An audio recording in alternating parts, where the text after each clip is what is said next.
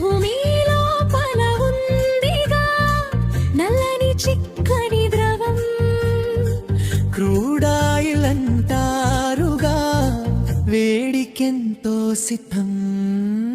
రిఫైనరీలో చమురుని వేసి పెద్ద కుండలో మరిగేస్తారు.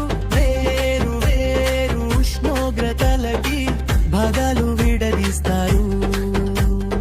20 డిగ్రీల సెల్సియస్ ముందుగా ఎల్పీజీ గ్యాస్ రూపంలో వంటగదిలో వెలిగేది మన ఇంటి పొయ్యి మీద.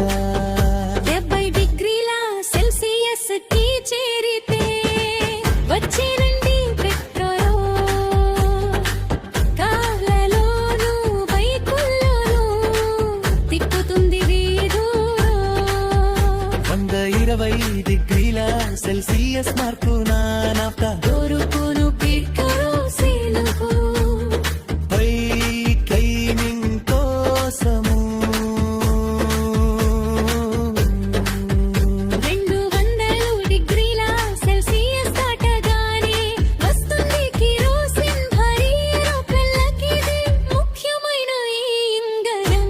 250 డిగ్రీల సెల్సియస్ దాటితే డీజిల్ తయారవుతుంది.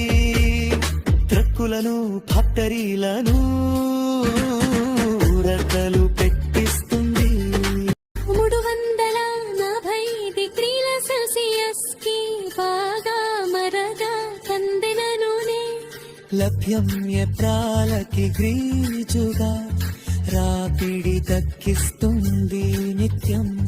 అంతా తీయగా మిగిలేది చివరకు బిటుమెన్. మాత్రం నల్లని బూడిదతోనే వేస్తారు రోళ్ళు ఉత్తమం. చూసారముడి చమురు ఎన్ని రూపాలు మారును.